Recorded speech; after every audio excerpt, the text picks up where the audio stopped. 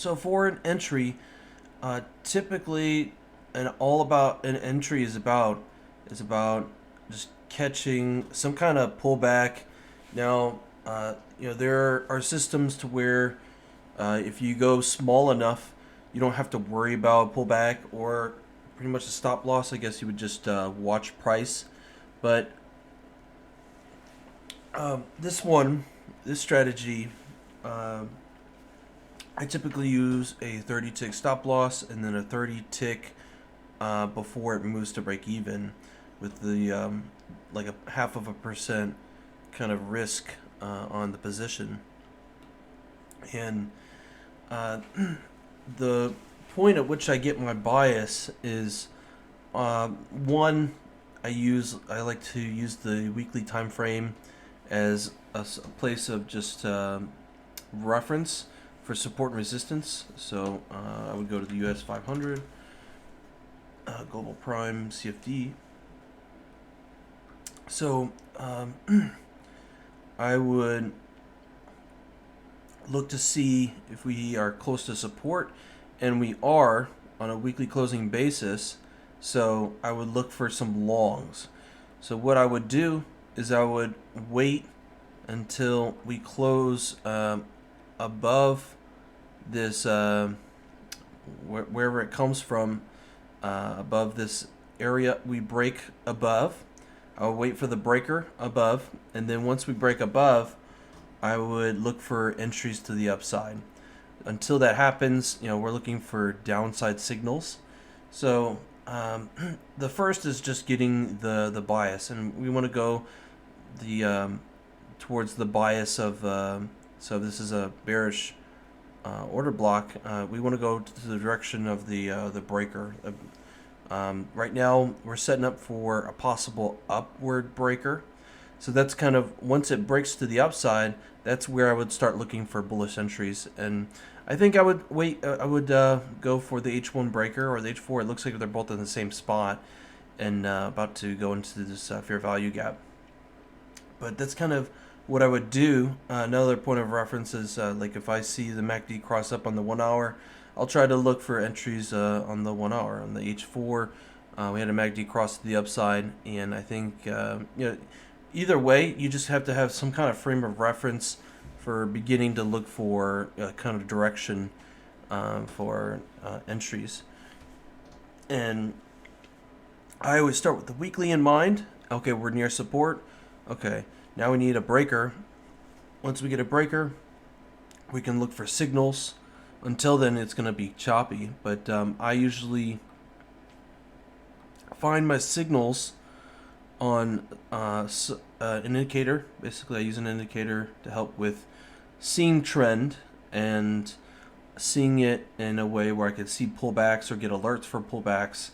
So specifically, I use the 3 minute, 5 minute, and like the hourly. And the hourly has yet to flip green, but that's kind of like the first place I would look for signals is like the hourly. And then if we flip green, then I would kind of see, feel out, are we likely to go tag its trail? If not, then I would look for like shorter time frames, like the 3 minute or 5 minute. Look for some buy signals. Specifically, a good reference point was when we did a stop punt here and a reclaim on this level, and we got buy the dip signals. That's something that I took and that I was able to capitalize on for an upward long entry. And I think I caught it around here, so it's stuck all the way up here. And the thing about this is not guaranteed. There are no certainties. Everything, there are only probabilities. There are no certainties. So the edge is the risk management, and the risk management allows you to be wrong once or twice, but the goal is to make it so that you're really picky about your entries and the time of day you do it and the window of that time of day. And I like to specifically only enter around the New York Open the hour before, So from 7 to 10:30 is typically when I like to enter. Only Tuesday, Wednesday, Thursday are the days that I like to enter, and Monday and Friday I typically leave alone. Not a lot of movement happens on those days. If the movement happens, it's like usually range bound and it's consolidating. But you know, typically, like I start with the rules. So like with each layer of those rules, it narrows down what potential setups I could take. But for the most part, I look for a break in market structure on the H4 and H1, and I look for the high time frame bias. What are we most closest to on the week? And here we're closest to support. And so we're going to look for long entries, and we want an H4 and H1 breaker. And then once we get a breaker, then we begin the process of entering, and that's when I begin trying to shoot for a uh, a swing 1 micro, which is equals to 0.5%.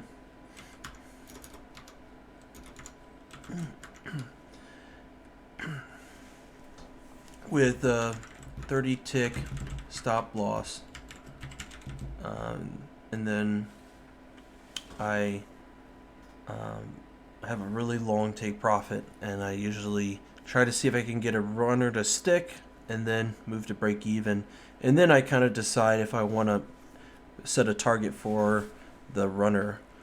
And so that's what begins it, is first like the analysis and getting an alert for the breaker first, and then once we get a breaker, we're looking for a signal of a pullback signal. And once we get the pullback signal, we'll turn on the bot, and typically we would open up NinjaTrader. And I have Polarity ATI. It's just an entry bot.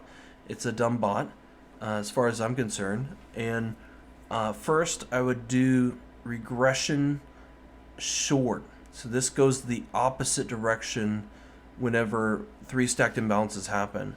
And it's basically what we're trying to do is to trap the bears. We're looking for a pullback, and we're looking to trap the bears. And in that way, we could get a really good entry and begin that process to scale in. And whenever there's a trap that happens, usually it protects that area from price ever reaching there again. Because once they're trapped, and it creates this kind of area where there's a liquidity because people jump ship because they realize they were wrong. So it makes a really good entry. And then the next entry would be whenever we break out of that consolidation on the pullback. So for example, if we were to go back to that example we had, which was here, and we saw this kind of happening where it was pulling back and waking up. Whenever we broke out here, it made a really good breakout entry, and that's kind of when I'll have a second window open for trend long, and I would wait to see if a stacked imbalance comes in for an entry trend long for the same setup, which would be this again. It would be another one of these, and it's pretty much the second runner. And the goal is to see if those two can survive, then most likely scalps with a tighter stop loss will survive, because that means like we're pretty much trending, and we would kind of rinse and repeat. But that's kind of basically what I would do for an entry, from analysis to position sizing with stop loss, and the size of the position, and the first and second entry, and how I would use, what tools I would use for the first and second entry, from the primary master indicator to the secondary pullback alert indicator, which is here.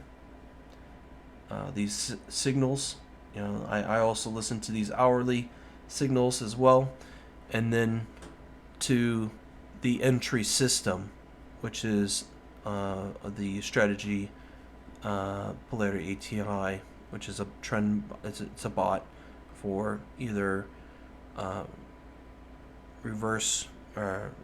reversion trading or trend trading for entries.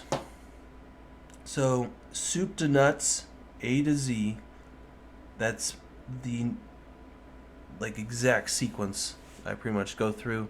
But yeah, I open up a lot of windows, and I set up one for regression and one for trend, and then I wait to see which one triggers, and I usually like the sequence regression and then trend entry, because the trend entry is pretty much a breakout entry, and that's pretty much it. And we wait to see the result. Like, does it stick? Does it not stick? Should I try again? Like, is the thesis the same? And is the bias correct? We would just kind of circle back to recheck to see if there was anything missing. But that's pretty much the way I would do an entry.